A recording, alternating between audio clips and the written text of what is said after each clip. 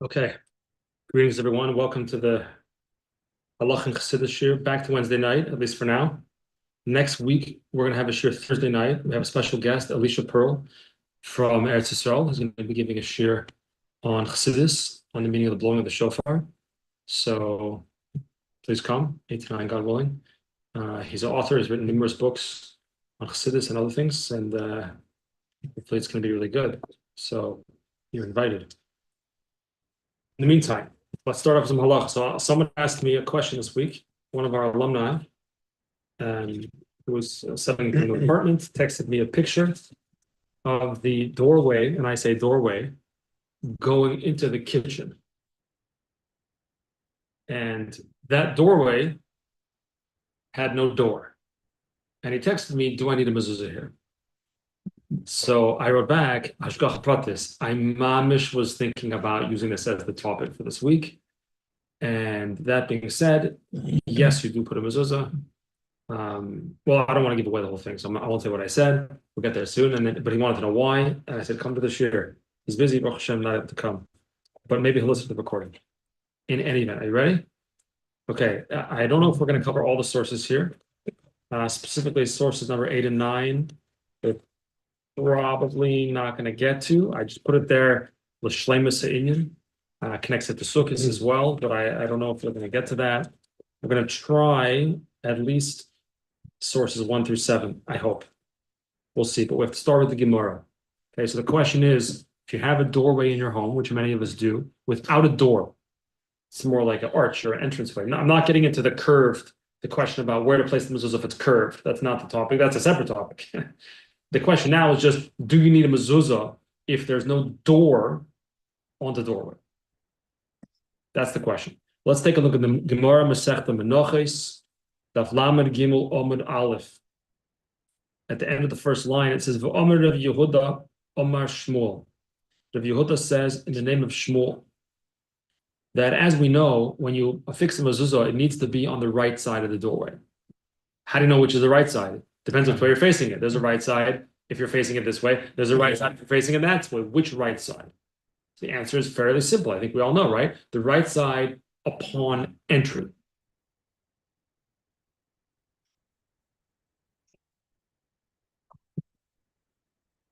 Yeah. So v'amar Yehuda Shmuel b'mezuzah halach acher heker tzir. So there's a concept regarding a mezuzah when we want to decide which is the entering direction. How do you know which way is going in? How do you know which way is coming out? So the Gemara says you should follow what's called heker tzir. Heker tzir means the way the hinge indicates. Wherever the hinge goes in, that's the way you go in. That's what the Gemara says. So frag the Gemara, my heker tzir. What does that mean? What does it mean that there's an indication based on the way the door swings, the hinge? What does that mean? So Amr Rav Ada says avkisa, the socket into which it is inserted. Meaning, as with the Hebrew, the English, I copied and pasted from Sefaria, from the Koran Shas, that the room with the socket, that is where the hinge is attached to, it's got to be on one side, right? Because it's going to swing one way or the other. So whatever side that basically cut out in the doorway is to hold that the hinge is attached to, whatever that's on the inside, that's the inside room. And that's how you know you're going into that room. So you take a look at the hinge, the way the door swings, that's going to indicate to you. The room with the socket is considered the inside room, and the mezuzah is affixed to the side, which is on one's right when entering that room. Does it make sense so far? So you look and you see, where did they cut out? Where did they make a cutout for the hinge? That, wherever that's on the inside of, that's the inside room, and that's the room you're entering. Fine. What exactly is the case we are talking about? Let's flesh it out a little bit. What exactly is this scenario? Because again, when you come in from the door over here, you know which way is coming in. Oh, you have to look at the way the door swings to know that this is coming in from the street, from Main Street, coming in. Oh, because the door swings that way. You need that to indicate to you what's in and what's out. You can probably figure it out without paying attention to the door swing. Yeah, but if nobody would use the outside to come in, but you would go through the house and use this entrance to leave, then even though it swings this way, it would be like how often or what the purpose is, used for that would determine it. They're not entering to the outside. The outside isn't the room that needs a mezuzah. If you had a vestibule that was there, maybe you could say, or a okay. porch, a closed porch. Okay. Okay. Fine. So fragt the Gemara, Hechidomi, what exactly is this scenario? For example, an entrance between two different houses. For example, such as between a room for men and a room for women. In such direction, there's traffic flowing. I'm sorry, in such a scenario, there's traffic flowing in both directions, kind of perhaps what you're indicating. People going both ways. They're going this way, they're going this way. So it's not from Main Street coming in, where it's a little, again, maybe we could debate that, your point. Maybe it depends. Is it used only as an exit? Is it used as an entrance and an exit? Fine. But if you have two rooms in one house that are connected to each other, who's going into which room? I don't know. So that's what the Gemara says. That's an example of a case when the direction of entering is not necessarily so clear. Does this make sense so far? It's supposed to be unclear. That's what the Gemara says, it's unclear. The which way is the entry is unclear. Period. Zog the Gemara weiter, Omer later, Reish Galusa Bona Besa. The Reish Galusa, the Exelarch, he built a new house, Mazel Tov. What do you need on your new house? Mezuzahs. So the Reish Galusa, Omer later Rav Nachman, and he came over to Rav Nachman, and he said, "Nu Rav Nachman, kovali mezuzah. Get me a mezuzah. Hammer it up there, screw it in, affix a mezuzah on the doorposts of my brand new home." Here's where it gets very complicated. Rav Nachman says, "Sure, I'd be happy to help on one condition. Tole dashe bereisha, period. Tole, hang, or it doesn't mean in this context, hang. Although you do say in English also to hang a door. Like a contractor might say that, I have to hang the doors. You might actually say that, but it means affix the doors. Tole, dashe, the doors, bereisha, first. I'll give you a mezuzah after you put up the doors. Period. Yeah. Well, maybe the reason he wanted that isn't because you need doors. Maybe it's just easier to know, like, it's easier to figure out where the mezuzah should go. Why is it easy to figure out which way the mezuzah should go? So you just said based on how the. Okay, good. Very good. It's like a good shot in the Gemara, no? Hmm. Why is the Gemara telling me the story? But what do I need the story for? Maybe it's because of what you just said. It's explaining or giving an example to what the Gemara just said, which is that in certain scenarios when we're not 100% clear which room is being entered and which room are you exiting from, it's not always clear. Again, like the example he gives, from one room to another room within the same house, who's going in, who's going out. So how do you tell? Oh, whichever way it hangs. And that's whichever way the door swings. And that's why when the Reish Galusa wanted a mezuzah, Rabbi says, but I don't know which way is entering. Even for the front door? Like I could see that being the response for like your example in between the dining room and the living room. But Yeah. but when it comes to the front door, common sense would say that whether there's a door or not or whatever it is, that this is how you enter. It's a good point. It's a good point. But even that mezuzah you wouldn't put up. Well, I don't know. I don't know if we can infer necessarily from this. This is a very short statement, very succinct statement. Just says hang the doors. How many doors were in the Reish Galusa's house? Probably a few. I think he had some cash. He's probably talking about the doors that weren't there. You have a front door usually, you're not talking about like. Because he didn't want the riffraff other coming doors. in when they were doing the final stages of construction. Yeah, more than one door. So Nachman says to him simply, maybe not referring to the front door. Maybe that was obvious. Go hang the doors and then call me back and I'll put up the mezuzah. No problem. With me? Yeah. Rambam. Here's where it gets complicated. Rambam, born 1138. I don't know if that's exact, but 1138 in Spain and died 1204. We're going to go through this quickly, the Rambam. Chapter 6 of Hilchos Mezuzah, because a lot of the details are not relevant to our case today. Asara Tanan Yesh B'Bais. There are 10 conditions that must be met in a house in order for it to be obligated in a mezuzah. Then the person who's living in it is going to be obligated to affix the mezuzah.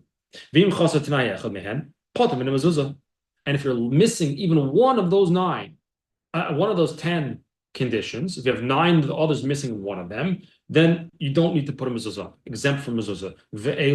These are those 10 conditions. It has to be 4 amos by 4 amos. Let's just say, for the sake of simplicity, that an am is 1.5 feet. We could argue it, but whatever. 1.5 feet, so it's basically 6 by 6, 36 feet square. Or yoser, or larger.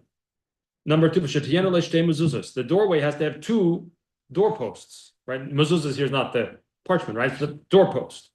Mashkef has to have a lintel across the 2. You can't just have 2 posts, it has to have a lintel across of it. But tikra has to be a roof on top of it. You can't just have an open aired whatever. It must have doors. Paskins Rambam must have doors. The entranceway, the doorway, the gateway has to be 10 tefachim or high. If you have a tiny little dog door or cat door, then you don't put a mezuzah there. Via bais choil has to be just a house, not a shul, in other words, which we'll leave aside that discussion. Via also diras odom has to be built for the purpose of living there, as opposed to a barn, which is not diras odom. It's diras behema, right? But also the diras kovid has to be a certain level of respectability. Again, we're going through this quickly because we want to focus on the door part. But also the diras keva, it has to be a permanent structure, not like famously not like a sukkah, right? Sukkah is a diras harai, it's a temporary structure. Therefore, the sukkah doesn't need a mezuzah. With me? How does the Rambam paskin? You must have a door in order to record mezuzah. So according to the Rambam, and let's take a look now in source number 3 as well, just 4 halachas later, halacha hey, in the same chapter. A house that doesn't have a roof is exempt from mezuzah. This is interesting. I brought this interesting language that Rambam uses here. If it was partially roofed, whatever, had a roof over part of it, not over the other part of it, yearly, it seems to me, interesting language. It seems to me, says the Rambam, which I think means basically that he didn't necessarily have a clear source in Shas or wherever it may be. That if the covering, the roof is near where the doorway is, then you do need a mezuzah. But if you have a doorway here and the roof is all the way over here, you don't. Fine. Here's another key point. First hang the doors. Like Reb Nachman said to the Reish Galusa, first hang the doors, and then fix the mezuzah. It's the Rambam. So we see clearly from the Rambam, both in Halacha Aleph and in Halacha Hey, that the Rambam paskins that in order for a doorway to be chayiv in mezuzah, the doorway must have a door as well. So according to the Rambam, if you're a Rambamist, 1 second, then that alum who texted me the picture of the doorway entering does not need a mezuzah. Yeah. Is there like, I don't know if this is how mezuzahs work, but is there a difference between like chayav d'oraisa and chayav d'rabbanan for mezuzahs, or it's just either your prat or yeah. So maybe the Rambam's just saying according to the Torah, you don't need one if there's no door. Like I know nowadays we still put mezuzahs even if there's no door. I still don't have. Maybe they didn't have to, but you're jumping again to the practical halacha. We're learning a Rambam right now. According to the Rambam, the answer is no. You don't put up a mezuzah. The Rambam says in halacha aleph, you need to meet 10 conditions to be chayiv in mezuzah. If you're missing even one of those, you are potter. Potter means you don't put up a mezuzah. We don't need to be smarter than Rambam.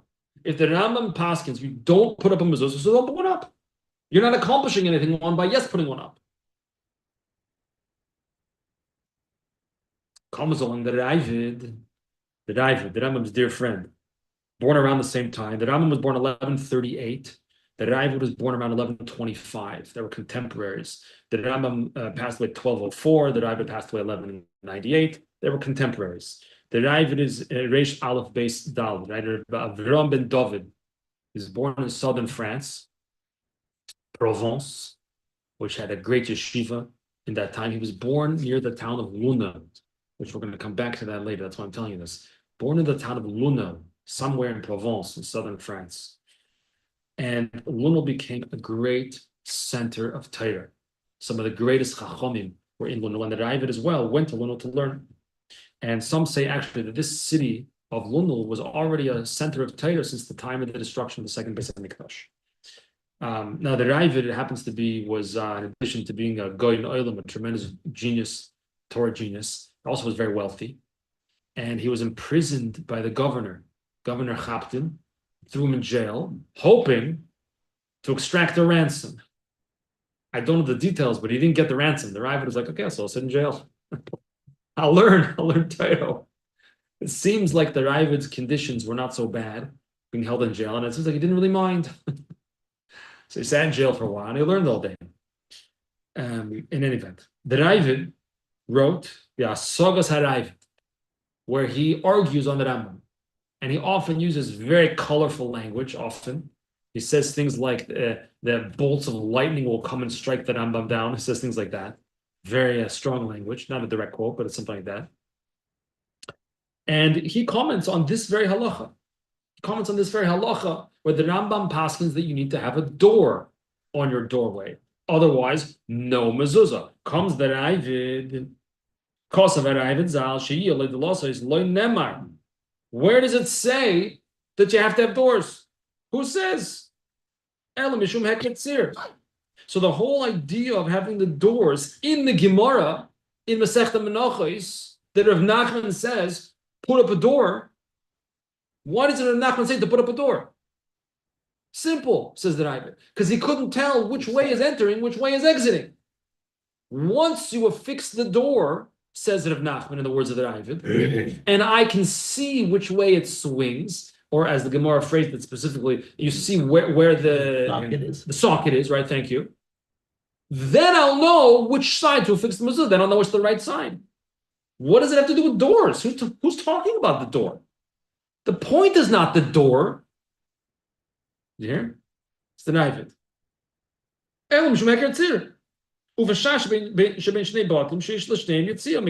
We're talking about specifically in the Gemara a type of entranceway / exit way between two locations when it's unclear where's exiting and where's entering. That's the Ravid. And the only way that we have to determine which is the entering is by looking at the Heker Tzir. And therefore, says the Ravid, that's the pshat in the Gemara. That's why when the Reish Galusa asks Rav Nachman to put up a mezuzah, what does Rav Nachman answer? Put the door up. Not because you need the door to have a mezuzah. It's going to guide me. It's going to guide me. It's practical. That's the pshat in the Gemara, says the Ravid. You hear? Yeah. So that's what I'm talking about. It's a good pshat in the Gemara. No, it fits the context. The Gemara is talking about Heker Tzir. And then the Reish Galusa says to Reb Nachman, it's a hemshich, it's a continuation. It makes sense that the story of Reish Galusa is talking also about Heker Tzir. Because that's the context of the Gemara. Why should it be talking about, why should it be mechadish, a new halacha, that you have to have a door? Where's it come from? Where's the Rambam get that from? Yeah? Okay. Let's take a look now. Source number 5, the Torah, the Beis Yosef. The Torah, right, of course, is what precedes the Shulchan Aruch. The Torah is of Yaakov ben Osher, whose father was the Rosh. Osher ben Yechiel, the Rosh is in the back of the Gemara, is one of the most famous, most important Rishonim. The Rosh.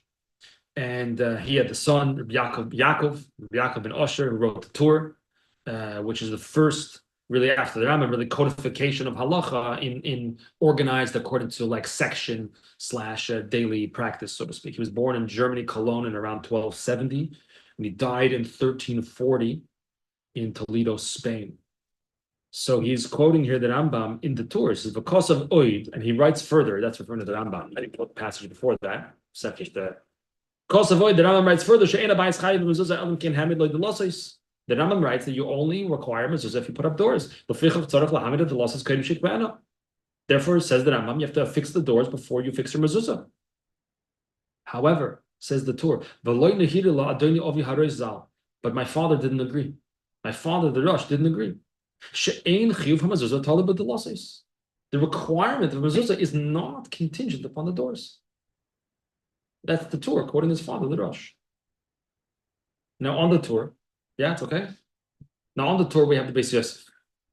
Was it Yosef Kara, right? Also, he quotes a very similar. What we have in the Beis Yosef here is a very similar passage, also in the Kesef Mishnah. Was also written by the Beis Yosef. That's a commentary on the Rambam.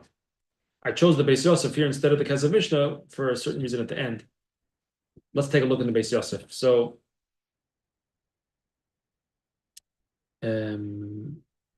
first he quotes the Rosh that I don't know where the Rambam get this from, that you need a door.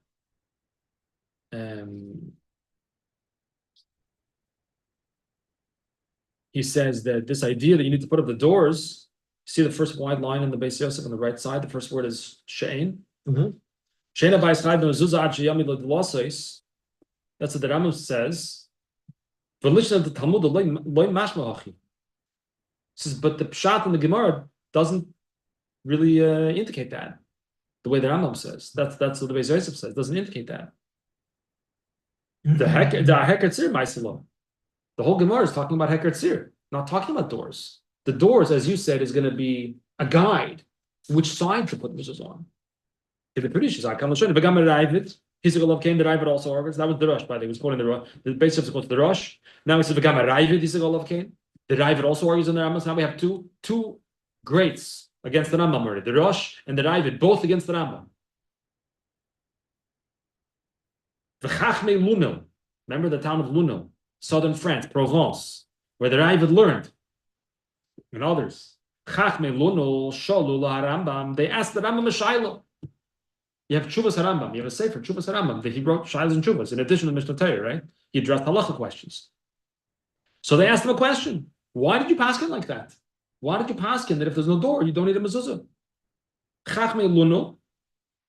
What was going on over there? There was one particular person, it seems, named Reb Meshulam ben Yaakov HaKoyin. He died around 1170. So all these people are around the same 100 years or so. He was very wealthy, or his children were wealthy. They were chachomim. They made a beis medrash. A yeshiva built up around them and built around their family, it seems. This particular family, Reb Meshulam ben Yaakov HaKoyin, and his smart and wealthy children who had the money to support a yeshiva lifestyle, if you will. They built around them a whole yeshiva and what became known as the Chachmei Luno, the sages or the wise people of Luno. So the Chachmei Luno sholu l'Rambam alzeh. They asked him a shayla, why'd you pass him like that? The Heishiv Lahem, and he answered as follows. I'll explain why I pass him this way. The Heishiv Lahem she'ikir mitzvah. The ikir mitzvah. If you look back to the source, what's the source? Where do you look back to? Mars. What's the source of the Gemara? Mishnah. Oh, What's the source of the Mishnah? Chumash. Look back in the Bible. Open up the 5 books of Moses. What does it say over there? No, what does it not say? Savtom al mezuzah is beisecha uvisharecha. That's what it says. So the Rambam says, she'ikena mitzvah leitala hakos v'ela b'shar uvisharecha. Place them on your gates. The gates of the city, right? Zogmer, a gate has a door or not? Not in the city. Not in the city? I think the gate is a door. Huh? Isn't the gate a door? Okay. But it has no roof. Then we Fine. say Fine. That's a house. Let's see. The pasuk, if we look back at the source, let's go back to the 5 books of Moses. What words does HaKadosh Baruch Hu write in the Torah? It says a sha'ar, a gate. Shenemar al mezuzah's beisecha uvisharecha. Mezuzah's beisecha, what's that? Yes. The house. What's visharecha? Not a Is it the same thing or something else? I mean, Something else. It's something else. Why would the Torah repeat itself? Put it on the gates of your house and on the gates of your house. Why would it say that? Put on the gates of your house. I'm sorry, not the gates. On the doorpost of your house. Mezuzah beisecha, and another place also uvisharecha. Let's see. Ki b'shnei mekomis menichan al mezuzah. V'chi b'shnei mekomis menichan al mezuzah ve'al hashar. You have the mezuzah and on the gateway. Alakach amar beisecha ve'al mezuzah is kol sharecha. Means you have to put first of all in your house. Then you have to put also on the doorpost of sha'arecha, of your gates, the gates of your city. well, why can't it be your gates, as in if you have a yard and there's a fence and a gate by your house? Why are we going to? Maybe it could be. Maybe it could be. But listen what the Rambam says. V'dover yadua. Everybody knows. Hasha'ar, a gate, heim hadalosos. That's the door. The whole purpose of the gate is you're keeping people out. Or at nighttime, they close the door, they close the gates of the city. So without a door, the sha'ar is not a sha'ar, it's something else. It's just an opening. It doesn't say the Pesach, the opening.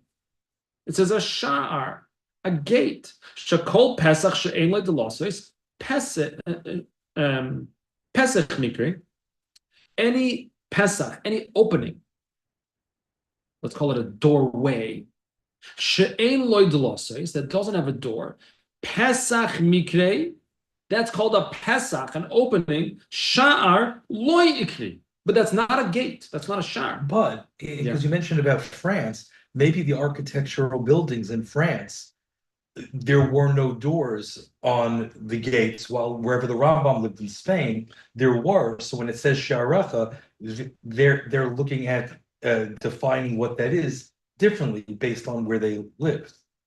I don't know exactly. I just know that I spoke to my son this week. He's in yeshiva in France, not southern France. And I asked him, like, what's the building like? He says, oh, it's an old building. It's very narrow.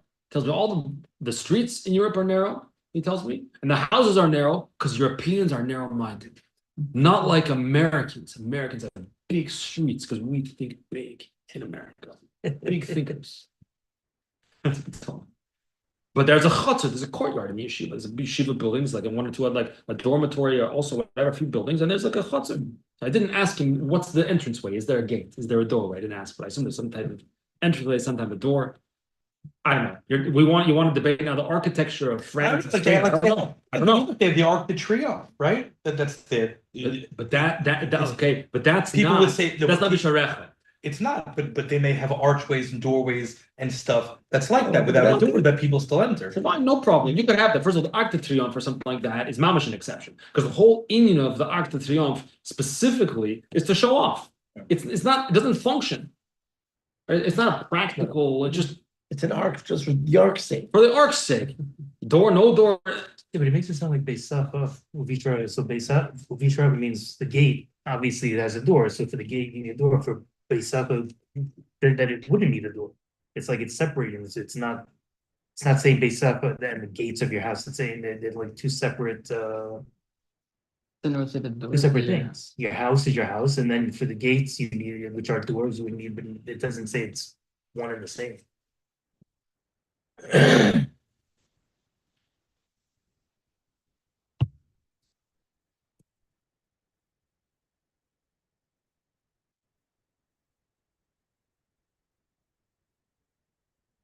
I think we could maybe say it's all in one pasuk.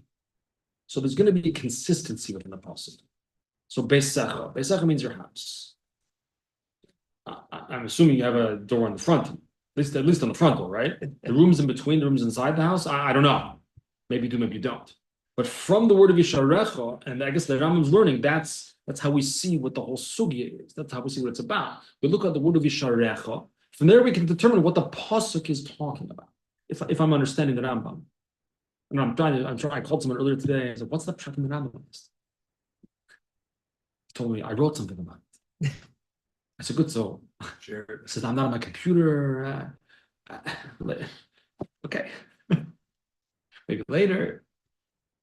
So I don't know what he wrote. But let's go a little bit weiter, and maybe it'll become at least a touch more clear. At least, yeah. So he says like this. The Rambam says like this. This is in the tshuva that he wrote to the Chachmei Luno. He says the word sha'ar by definition means there's a door. It's not the Arc de Triomphe. It's not to show off. It's a practical. You're closing in your city at night. You lock the doors, lock the gates of the city. And therefore, says the Rambam, let's look back at the Gemara in Menachos. V'reish galusa she'amar lev Nachman like voyle Mezuzah Pesach for lo yahaya delosos. And the Reish Galusa who asked Rav Nachman to affix a mezuzah on a doorway that did not have a door, is not to tell us because he held that you need a mezuzah even if there's no doorway. That's not the pshat in the Gemara, says the Rambam. Ella, rather, kivin shehem in a mezuzah, once he put up the mezuzah, as in the doorpost, Omar Rav Nachman, he comes to Rav Nachman and says, Rav Nachman, I put up the mezuzah doorpost. Now you put up the mezuzah ksav, the parchment. Amar Rav Nachman lahanicha mezuzah shel ksav al mezuzah the Pesach. And then put up the doors. That's what the Reish Galusa wanted to do. And Rav Nachman says, no, I won't do that. Because why would you not put up doors? Of course you're going to put up doors. So it's not that the Reish Galusa thought that you need that a doorway without a door needs a mezuzah. No, he's just saying, I built it. Now you do the rabbi stuff and put up the mezuzah. Then we'll put the doors on later. Comes Rav Nachman and says that doesn't work. You can't do that. So Rav Nachman, from the words of Rav Nachman, Tilmud, we should learn davar zeh. He says, no, Rav Nachman says, no, you must hang the doors first. He doesn't just say hang the doors, he says hang the doors first. He doesn't say there's no door, doesn't matter. He doesn't tell, there's no door. He says you must hang the door first. He could have just said that doesn't have a door. He could have said any number of different things. He specifically said you must hang the door first because, says the Rambam, he holds that without a door, it's not chayiv mezuzah.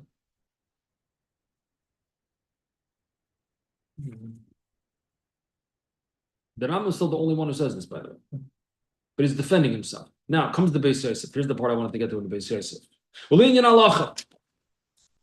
Beis Yosef is going to pass on for us now. Ulinyan halacha. Afal pishinit in divrei harambam. This is what I called someone to ask. What does it mean? Even though the Rambam taka makes sense, I said it does. How does it make sense? I thought the original pshat we had in the Gemara makes to me more sense. The Gemara is talking about Heker Tzir, and therefore the story about the Reish Galusa and Rav Nachman is also about Heker Tzir. To me, that makes more sense. It was Perush and Pshat, and the pasuk makes sense. Oh, I think that's exactly the pshat. I think that's exactly what the Beis Yosef means. That afal pishanin divrei Rambam. Why? The Rambam makes sense. Why? Because he's going back to the source. He's going back to the pasuk in Chumash. If we don't have a pasuk in Chumash, we have nothing. You want to be medayik in the Gemara like this and like, okay, fine, the Gemara, fine, but what about the pasuk? Nevertheless, says the Beis Yosef, practical halacha, kivin shirashi, via Tosfos, via Rosh, via Raivid, cholkim alav. They all argue with him. Rashi, Tosfos, the Rosh, the Raivid, all argue on the Rambam, behem l'chumra, and they are being more stringent that we should have fixed the mezuzah. So hachinaktinan, that's the halacha. That's the halacha. We put the mezuzah up. Let's take a look now at the next source number 6 in the Shulchan Aruch itself. Simon Reish Pei Vav, Hilchos Mezuzah. Habais. This is now right. This is Beis Yosef again, but now it's in the Shulchan Aruch. Habais. Afa b'she'en lo delosos. Chayev b'mezuzah. So you put a mezuzah or not? He says yes, yeah. He says yes. What are the next words in the Shulchan Aruch? The Yesh Meir Shepoiter. Who's that? The Rambam. Why does he tell me that for? You should put up a mezuzah. By the way, some people say you shouldn't. You've told me I should. What does it matter if someone says not to? The halacha is I should put it up. Yesh mi shapoides. Some say you don't have to. What are we making a pill? What is this, a halacha shir over here or something? Rabbi, tell me what to do. Do I put him in mezuzah, yes or no? Some say you do, some say you don't. Now, answer the question. Because the one that says you don't has evidence from the pasuk. And therefore, there's a different reason why we're not following it. So 1 second, we put up a mezuzah or don't? We put it up, but they want to acknowledge that some say you don't, and that's not technically wrong. But we already acknowledged it in the Beis Yosef. We acknowledged it in other places too. So even though the Rambam could be fully right, because more people say something else, we go by that. We could do the wrong halacha because more people say so. I mean, not Well, people, but it's more. not the wrong halacha, it's the right halacha. We took a Rambam, I'm saying the reason why we and the say- Rambam, we don't mess with the Rambam. Don't mess with the Rambam. But you have Rashi and Tosfos and the Rosh and the Ravid all argue on him. How are we going to pass it like the Rambam? You have the greatest Rishonim ever all argue with him. Can't pass it like the Rambam. So therefore, the Shulchan Aruch, the Shulchan Aruch says, look at the language. Habayis. He's passing clearly here. Habayis. Af al pisha ein lo delosais chayev b'mezuzah. Period. We are obligated to mezuzah. So do we put a mezuzah, yes or no? Yes. Yes, he's unequivocal. However, he sneaks in 3 more words. V'yesh misha poitim. There are those, or one person in particular, the Rambam, that exempt you from placing a mezuzah, and therefore what that means in plain English is that the very fact that the Shulchan Aruch is quoting the Rambam, he's bringing the Rambam, he's not telling me information I need to know because I like learning the Torah and I want to know that the Rambam says, even though we don't pass like that. For that, we can look in the Beis Yosef. We can learn the Rambam itself. We can learn the Kesef Mishnah. We can learn any of the other various we could go back to the Gemara. We can learn all that stuff. He's telling me actual halacha as well. The halacha is that even though the psak halacha is that you need to put a mezuzah, however, in deference to the Rambam, don't mess with the Rambam. What do you do before you put a mezuzah? Huh? Make a bracha. In deference to the Rambam, don't. Because according to the Rambam, if you make a bracha on such a mezuzah, bracha levatala. So because of the greatness of the Rambam, yesh misha poiter, says the Shulchan Aruch, some say not to put up a mezuzah. In plain English, what I'm telling you is, you're going to put it up and you ain't going to say a bracha. Which is the halacha. That's the halacha. That's the practical halacha.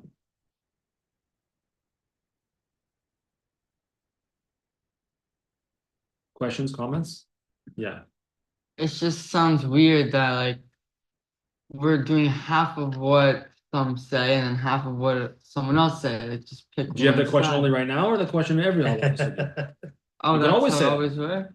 I mean, do Jews ever agree on anything? No, I'm saying like we posking like this people like these. Everybody passes like the Shulchan Aruch. No, I'm saying we posking the Shulchan Aruch is saying we posking with all of them, Rashi, Ravid, whoever it was. However, since the Rambam also says this, where you're gonna like sneak in one of the things he says. Yeah, because don't mess with the Rambam. Because the Rambam is a heavy hitter. And the Beis Yosef even admits, the Beis Yosef himself says, "Nirin divrei Rambam." Hey, it makes sense to me, he says. In Seichel, Yosef Karo is saying, in Seichel, it makes sense to me what the Rambam says. He's basing it all on the pasuk, Uvisha Recha. He says, a sha'ar, a gate, has a doorway. Without a doorway, it ain't a gate. It's not doing anything on your city yet. Otherwise, if it doesn't have a doorway, doesn't have a door. So the Beis Yosef says, I hear you, I get you, I understand you, I like you. I just can't possibly like you. The Beis Yosef, right, who's from much later generation, he's an Achron. He's basically saying, I can't paskin against Rashi, Tosfos, the Rosh, and the Ravid. I can't paskin against them. The Rambam, okay, the Rambam talking. So I'm stuck. So don't say a bracha. But this happens in every area of halacha. There's different opinions, and we have to find a psak. So Rambam says you're not allowed to put it on the doorway if it doesn't have a door? Yeah, it's- Or It's not you required. could because, hey, it's protecting the house anyway, it's a You good don't thing make to a do, but you don't make a bracha. no. Like the Rambam says you're No. not allowed to?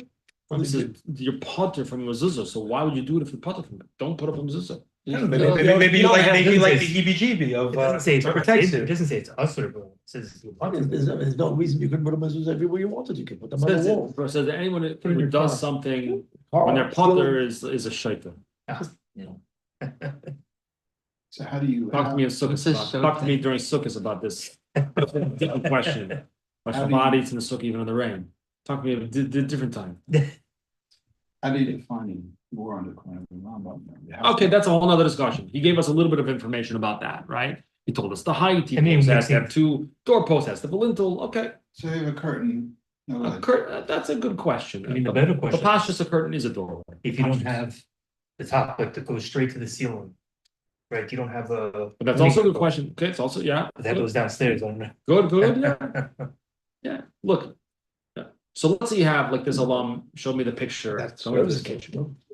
So I told him, I told him, what did I tell him? What's the halacha? Yes, put up a mezuzah. No, don't say a bracha. He said, why? I wrote Rambam exclamation point. That's Rambam. But practically, what do?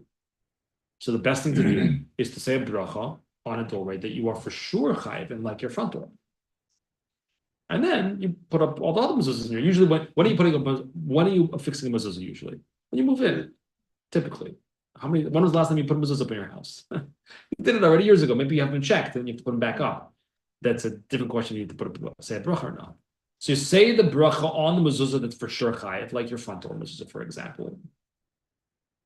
And you can go back to the Rambam, the first Rambam we learned with the 10 the 10 conditions, right? Chapter 6, Halacha 1.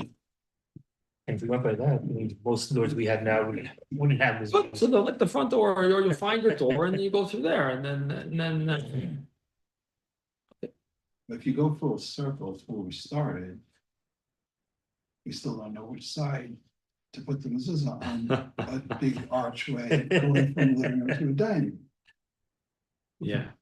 Even though we're saying we just should put a mezuzah, don't say a bracha. Where should I put it? Yeah, we didn't really address that. The simple answer is on the right side upon entering.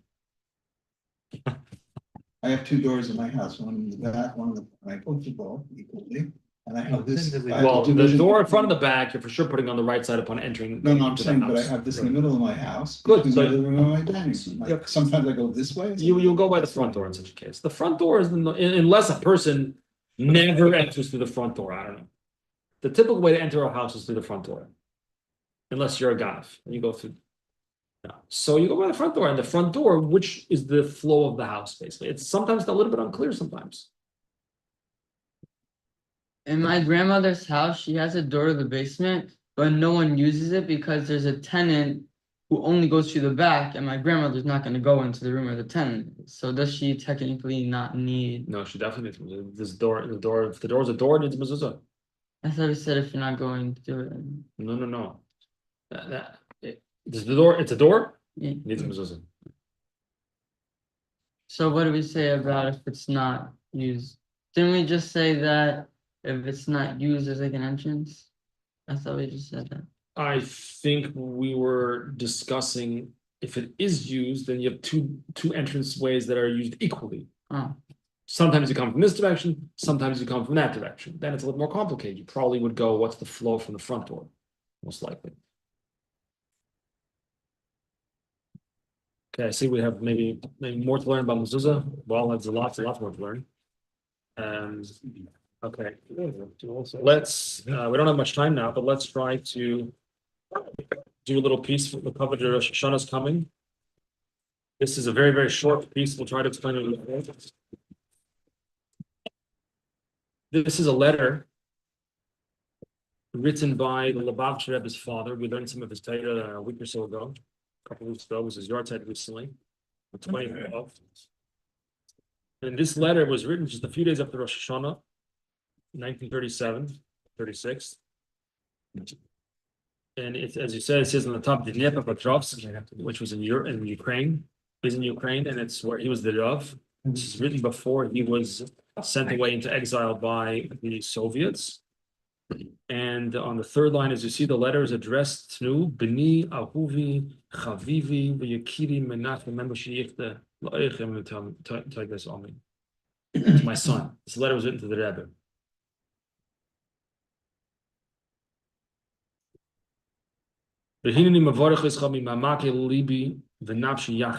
I bless you from the depths of my heart and soul as one.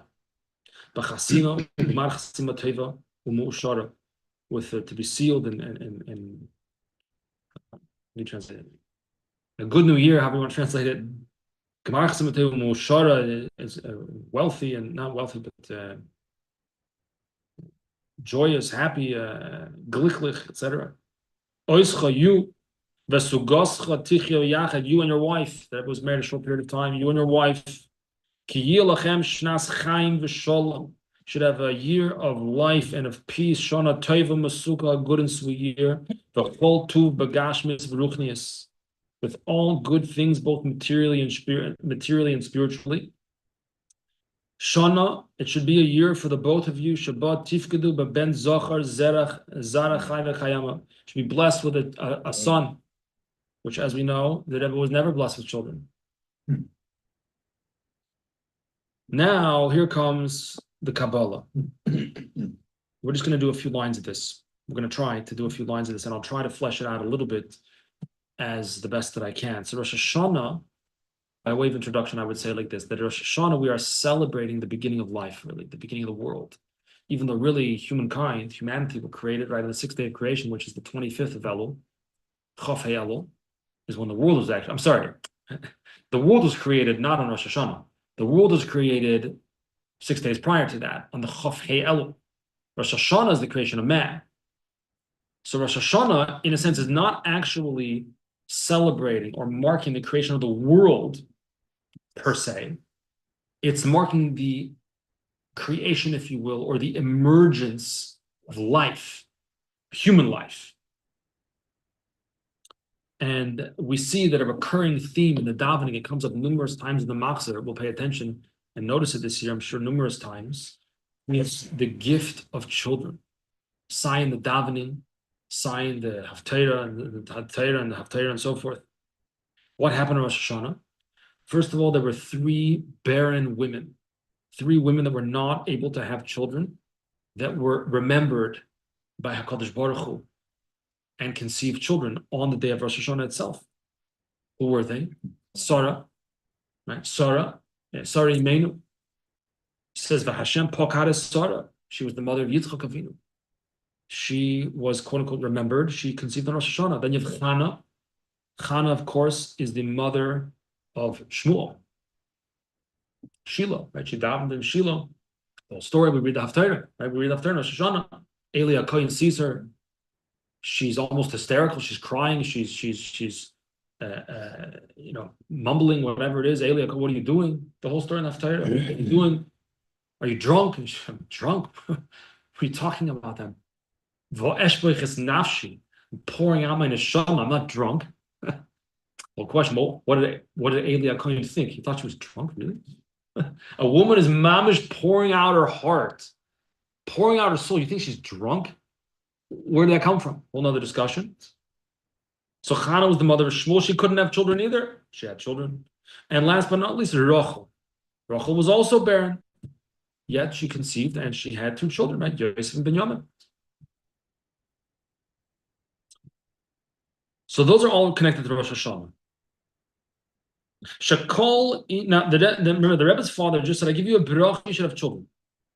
And then he says, Shakol Yin Rosh Hashanah Noisar Al Zeh. The entire Inyan of Rosh Hashanah is all about life, having children, life emerging. Chamaim Arazal, like the Gemara says in Masechet Rosh Hashanah, but it says a direct quote is Rosh Hashanah Nifkad Sarah Rachel V'Chana. That's what the Gemara says in Masechet Rosh Hashanah. Chamaim Arazal Shlosh Anashim Nifkad Rosh Hashanah. Sarah, Chana, Rachel.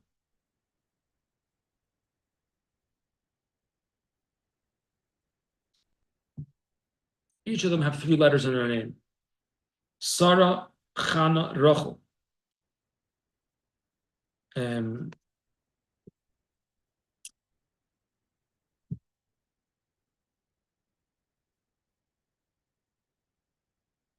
What's the difference in their names? The difference in the letters of their names was Shin, Nun, Lamed. Meaning each one of these women have 3 letters in their name, and one of those 3 letters only appear in their name of the 3. Sarah has a shin or a sin, whatever. Chana and Rachel don't have a shin or a sin. Sarah has a resh and a hey, Rachel has a resh, and Chana has a hey. So the shin is unique in Sarah. Chana has a nun. Neither Sarah nor Rachel have a nun. So you have a shin and a nun. With me so far? Rachel has a lamed. Neither Sarah nor Chana have a lamed, but they both have a resh or a ches. So the unique letters are Shin, Nun, Lamed. Shin, Nun, Lamed. Shin is 300, Nun is 50, Lamed is 30. That's the gematria, right? 380, correct. But let's take a look at them separate. These numbers appear elsewhere in Chumash. 350 and 30. Says the Rebbe's father,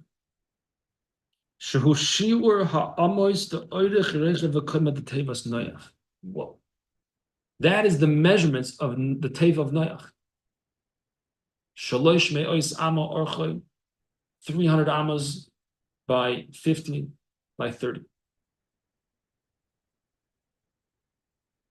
So there's a connection between these barren women giving birth and the Teva of Noach.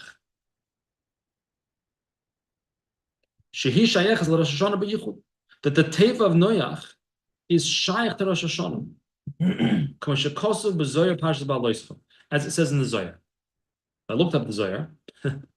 The Zohar says, it said, the Zohar quotes the Pasuk, I have the Zohar here.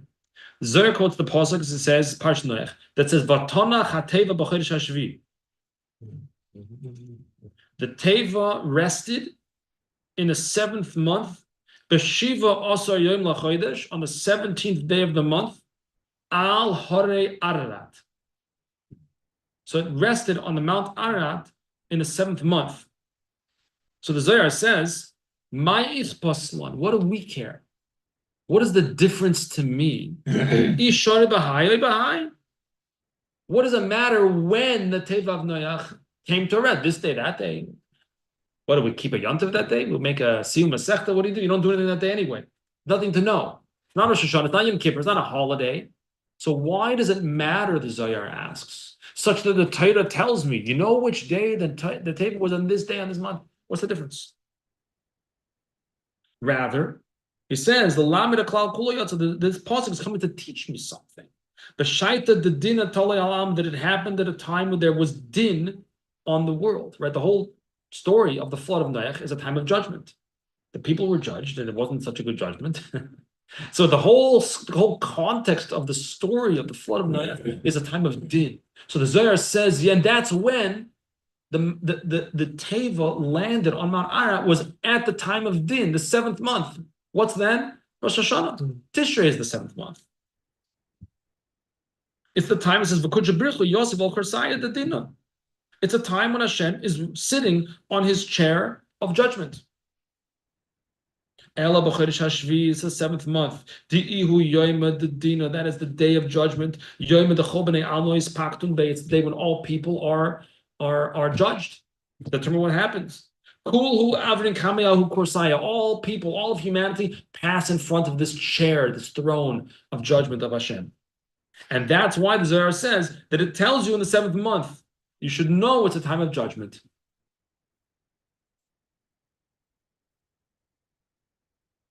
And the Zohar goes on to talk about the Kiyah Shofar and so forth. Let's go back in the letter here. We mentioned the Teva of Noach in the Zichroinus of Rosh Hashana. Right, you know, it's a different part of the davening. What is it over here? We say, this is from the davening, it's from the Machzor Rosh Hashana. V'gamas Noach ba'ava zacharta. You remembered Noach with love. Why are we saying this on Rosh Hashana? What's it have to do with Rosh Hashana? The Zohar says. That's when the V'gamas Noach ba'ava. You remembered Noach. V'tifkedei, this is from the Musaf davening. V'tifkedei b'dvar Yeshua v'nachrin. and you decreed for him a promise of Yeshua, rachamim, compassion, b'haviachas mei hamabul. When you brought the flood of the Mabul, the flood was really compassion, to save Noach, to save humanity. So it's intrinsically connected to Rosh Hashanah. The source is a very lofty level. It all derives from the mazel of Neitzer Chesed, whatever exactly that means. But that is the source of Pekidas Abonin, of conceiving children. Shebemazla Talya. Having children is dependent on mazel. Mazel doesn't mean luck. Mazel is the root of your neshama. Do the brachas come down? We know that there are some people that get married and for whatever reason, they don't have children. They tried. Oh, why don't they have children? Because it's dependent on the mazel. It's not in your control.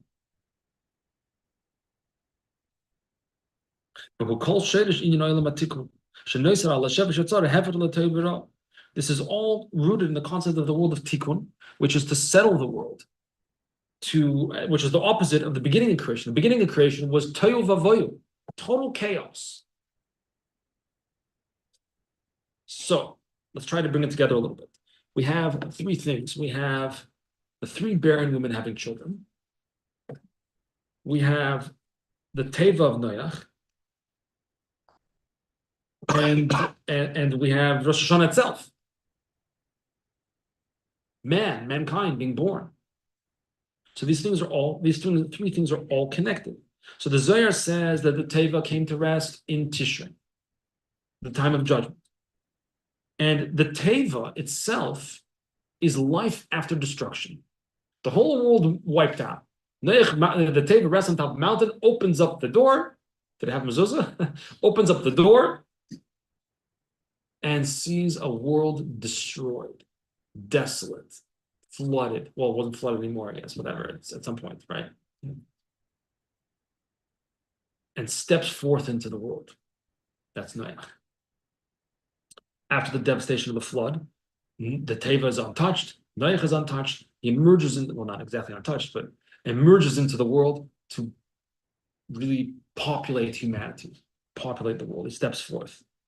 That's beginning of life in a new post-flood world. That's Noach. Now you have the barren women. The barren women also. Coming from barren means you cannot have children. They're coming from nothing. Life emerges. Similar idea. And again, they're linked by those gematrias of the shin and the nun and the lam. They're linked by that. There's an intrinsic connection between those three women and the emergence of life out of the impossible, just like Noach. What would you think if you opened up your book and you looked out and the entire world had been destroyed? You might be like, this is impossible. I'm going to rebuild after that. That's impossible. The same thing as Sarah, Hannah, and Rachel. Same thing. You cannot have children. It's impossible. And life emerges. Noach, go out into the world. Go out into the world. Life emerges. Again. And then Rosh Hashanah itself. Humanity is introduced into tohu vavohu. It's a world of total chaos. And then little by little, introduction of life, the introduction of humanity to that. So we see, in a sense, these three things: the persistence of life through and despite impossible odds. Number one, again, the introduction of humanity to tohu vavohu, to total chaos, a void, or whatever you want to translate it as, on Rosh Hashanah. Women giving birth, conceiving on Rosh Hashanah, despite that being impossible, despite being barren. And last but not least, the teva, also connected to Rosh Hashanah, giving a desolate world a chance, an opportunity to grow once again. So the Rebbe's father is blessing the Rebbe, who, Bashkacha Pratis, was not blessed with physical children, certainly blessed with countless spiritual children, but was not blessed with physical children. Here's the Rebbe's father. You can only imagine, I would imagine, if I could be so bold as to do that this was written very emotionally, written with tears perhaps, written, you want your son to have his own family. It's dependent on the mazel. Don't know what that means. It's not up to me. It's dependent on the mazel. Mazel again does not, even though we say mazel tov means good luck, it doesn't mean good luck. The mazel means the root of the neshama. And the word mazel means to drip down. The Rebbe's father doesn't say this, there's probably other places in Chassidus. Mazel means to drip down. So the mazel is the root of your neshama. And when we say to someone mazel tov, we're saying that the root of your neshama should drip down. The good stuff should drip down to influence you here as you are here, not just the root of your neshama up there, should drip down and influence you down here. It's all up to the mazel. But the whole theme of Rosh Hashanah, therefore, is the appreciation of life, the emergence of life, the persistence of life. Even from within impossible odds, despite the impossible, despite total destruction, but humanity emerging, that children emerging from barren women, life emerging, and Noach emerging from the Teva to begin life anew. So that is that we're a few minutes over time. I'm sorry. Well, I'm not actually sorry, but I do try to finish on time when we can. So we'll wrap up with that. Thank you everybody for coming. And in Mezuzah Hashem, we should always zeich to our own lives emerging from whatever challenges we may have, and we should be zeich to a ksiv chesed a group event New York. Thank you everyone for coming.